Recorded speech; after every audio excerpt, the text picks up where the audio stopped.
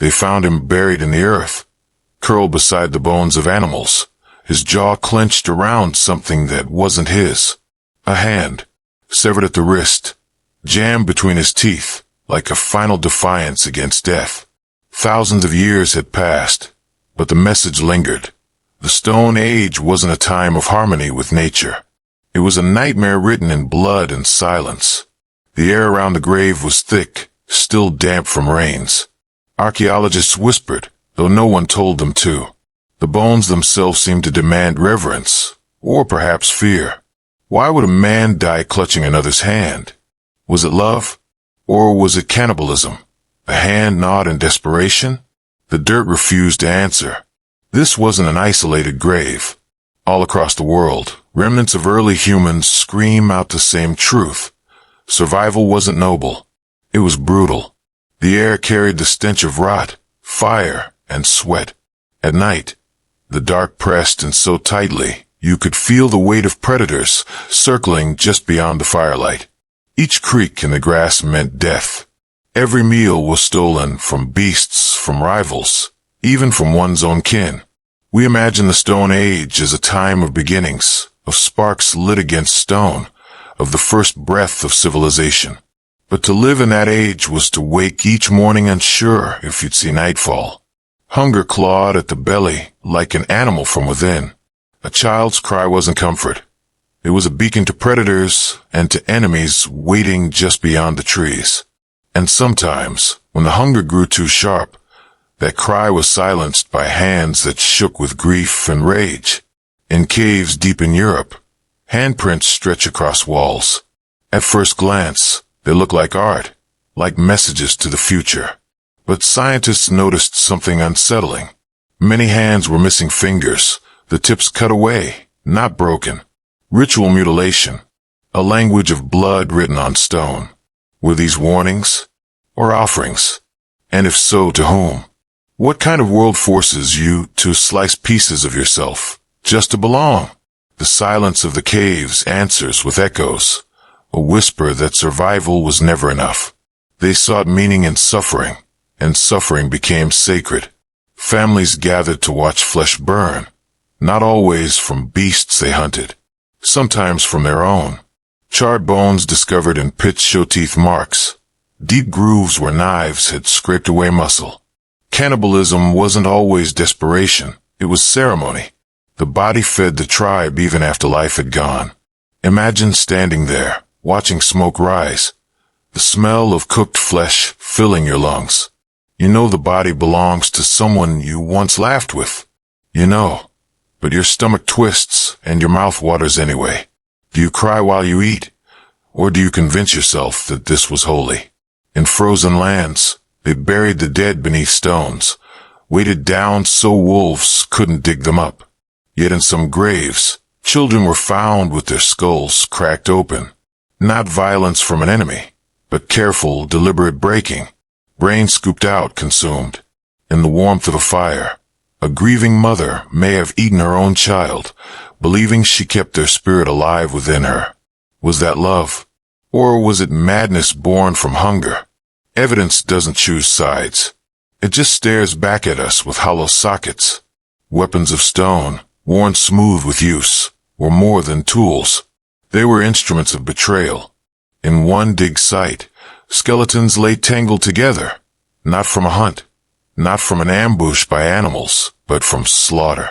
Men, women, children, all struck down by their own kind. Spears driven into spines, skulls shattered by stone axes. An entire village erased. Not by famine, not by disease, but by neighbors. What story do we tell ourselves when humanity's first chapters are written in massacre? Every discovery bends us further from the myth of noble savages. Instead, the truth drips slowly. Life in the Stone Age was not about harmony. It was about endurance, no matter the cost. Still, stories grew. Around fires, people whispered of spirits in the mountains, gods in the rivers, ancestors in the trees. Myths wrapped around their grief like animal skins, disguising horror as meaning. If a child was taken, it wasn't because wolves tore into the hut. It was because spirits demanded a sacrifice. If the crops failed, it wasn't bad luck.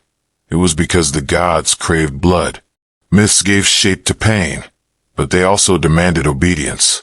And so hands were cut. Skulls were shattered. Blood was spilled not just for survival, but for faith. We look at the cave paintings, herds of bison, mammoths, strange half-human figures, and we want to believe their art, a search for beauty. But what if they were warnings? What if those twisted half-human shapes weren't dreams, but memories of something they had seen in the dark? The Ice Age forests were deep, shadows moving like predators. Who can say what they thought lurked there? The lines between myth and memory blur until they're the same. A mother holds her dying child and whispers that the spirits will guide him.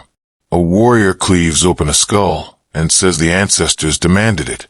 And generations later, when we stare into those broken bones, we don't see monsters. We see ourselves. Because hunger, grief, and fear have not changed.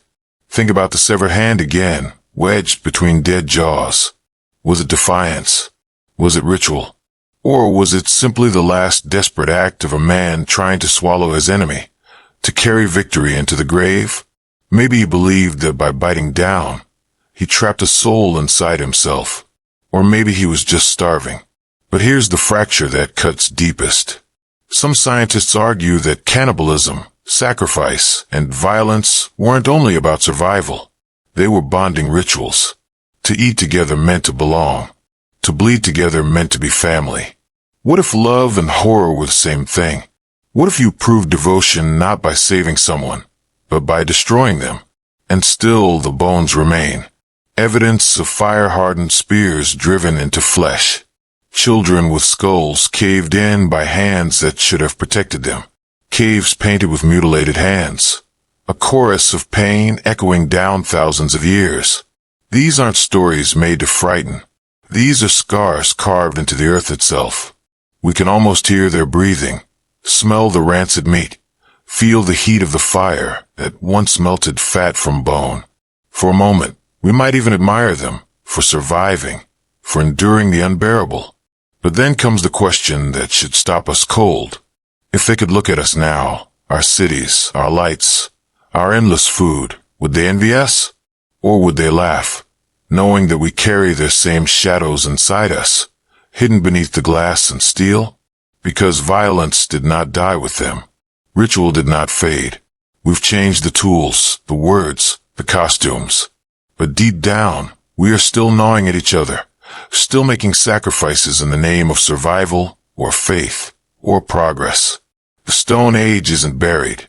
It's inside us. And maybe that's why their graves disturb us so much. Because every severed hand, every broken skull, every gnawed bone feels like a mirror. A warning. A reminder that our ancestors weren't monsters. They were us, stripped bare. So the nightmare of the Stone Age never ended. It just learned to dress itself differently. And when you close your eyes tonight, imagine waking to the sound of footsteps in the dark, the fire burning low, the air heavy with hunger. Imagine the weight of your child in your arms, knowing silence will save you. But silence means you must choose. That's the true inheritance of the Stone Age.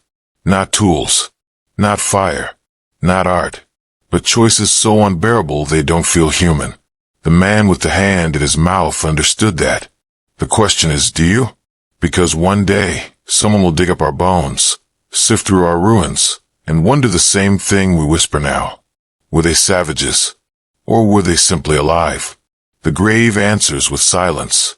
The nightmare breathes on, and it waits.